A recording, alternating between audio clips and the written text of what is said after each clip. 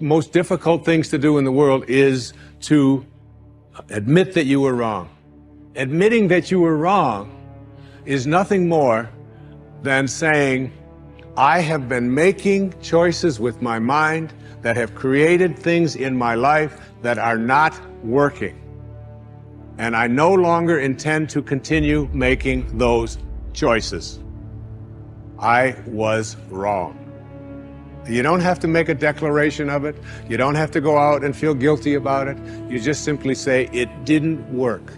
The relationship that I was in before, I behaved in these ways. I didn't realize that it wasn't working for me. Now I do, and this is where I choose to be now.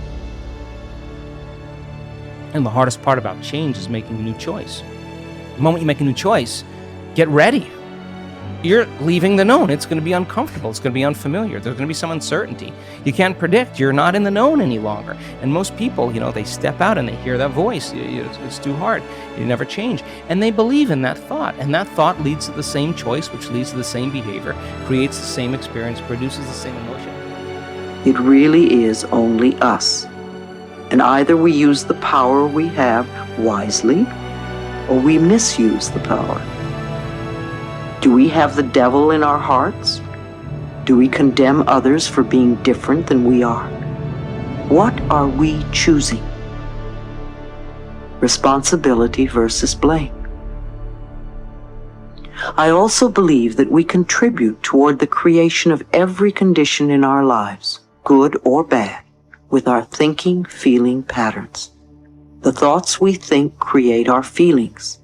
And then we begin to live our lives in accordance with these feelings and beliefs. This is not to blame ourselves for things going wrong in our lives. There is a difference between being responsible and blaming ourselves or others. When I talk about responsibility, I am really talking about having power. Blame is about giving away one's power. Responsibility gives us the power to make changes in our lives. It's a precious life. If something is precious, where do you want to invest this life? Into what do you want to invest this precious life? If this is a worthless life, throw it somewhere. If this is a precious life, what do you want to invest this life into? If you look at it this way, you will find something truly worthwhile to do. These are the best of times and these are the worst of times. We're here to instruct, we're here to grow, we're here to learn, we're here to get the best we possibly can. Serious. Life is serious. The future is serious. The best of times and the worst of times. That's called serious matter. How come such a difference from those who can reach such incredible heights and those who haven't yet found the answers for their life and their health and their future? We just have to ponder that and let that give us a note of seriousness, a note of seriousness. It's serious whether you win or lose. It's serious whether you succeed or fail. It's serious whether you've got a good future carved out for yourself or you do not have.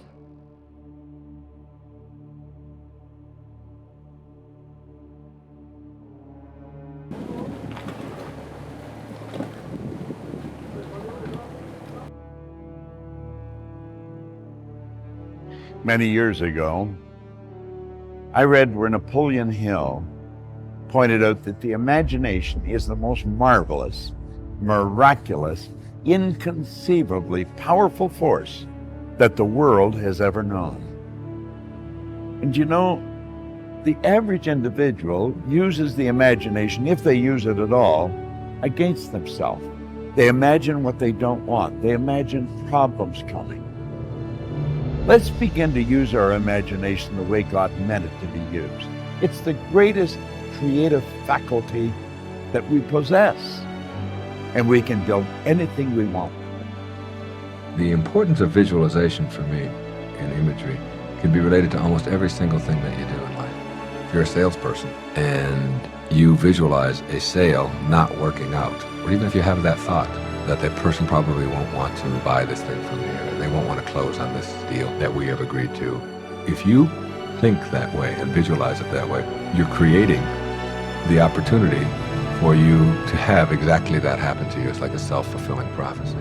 If you see it in your mind as working out, closing the deal, getting someone to buy the product, whatever it is, and if you're selling brake linings to a hardware store, you can see the brake linings on their shelf, and you can see the receipt, and you can practice that image and see it, and then operate on that image. If it doesn't work out, let's start from that premise, which I don't even let in, because I know it will. And when you know it will, it will. But if it doesn't, you say, all right, instead of, see, this guy's wrong, I knew that this karma stuff, and I don't want to hear any more of this stuff.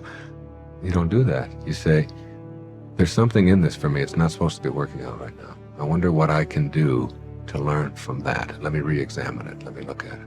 You don't blame anybody else. Okay? Blame must go. If you are going into a tax audit and you believe that it's not going to work out, you are going to act out on that auditing image that you have in your mind. And you will not prepare yourself in the same way as if you believe that you're not going to have to pay more taxes, and that you've been an honest taxpayer, and that you filled out your forms properly, and that you are entitled to not have to pay additional taxes, and that's how you're going to operate. And you get an accountant who believes that as well, and you go in from that premise, you will find yourself having much, much less difficulty than if you go in saying, oh, they're going to look through my records, it's going to take 2 days, they have no right to go through all of these things, I hate it when they do this, and you go through this whole process. You are creating what it is that you don't want for yourself, because you're going to operate and behave on the basis of whatever image you have. If you believe it's going to be nasty, you're going to start behaving in ways to have that outcome come about. If you want to get a parking place, you can image yourself seeing one. Instead of looking for no place to park, you begin to see yourself as having one. If you want to have health, you begin to see yourself looking and feeling and acting the way you want to, and never detracting from that picture. And you can make that happen for yourself in your life. If you don't want negative things to go on in your life, then practice visualizing and having positive affirmations toward the things that you previously thought negatively about. I like the example of calling the phone company and asking them if they can come out and fix your phone. And if they say to you, well, we'll be there by noon because we can't give you an exact time, you will find that if you put the phone down and say, they're not going to come, I know they're not, they never have before, and they always abuse us, and how dare they say that, and you start waiting for them not to come, by 11 o'clock when they haven't arrived yet, all you're doing is getting yourself more and more upset and helping them not to come. Not in the sense of that if you visualize it, that's going to get the truck there. I'm not saying that, although I'm not discounting that either. What I'm saying is that if you image them coming and they're not there yet, what you will do is start acting on the image of them being there, and you'll pick up the phone at 11 o'clock and you'll say, I'd like to see if your image is consistent with mine, and can you tell me what time that truck will be there? You start acting in ways to bring about what you want, rather than waiting till 12 o'clock, walking out storming mad, and never having done anything to correct it. Your thought processes create the images that you have. Those images create the behavior.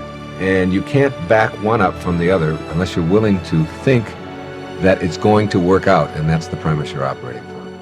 That's a very important point for people if they want to be enlightened. If you believe that it's going to work out, then you'll start to see opportunities. If you don't, then you'll see obstacles. Quit waking up thinking you ain't got no say-so in your life.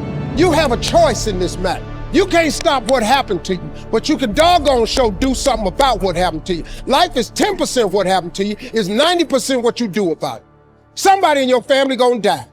Somebody in here gonna get fired. Somebody here gonna get an eviction notice. Somebody gonna get laid off. Somebody company gonna close. That's life. Somebody you love gonna break up with you. That's life. But what you gonna do about it though? Since it's gonna happen anyway. Trust me, go home and ask God to open up your imagination and then pursue it with everything in you and watch what he do for you.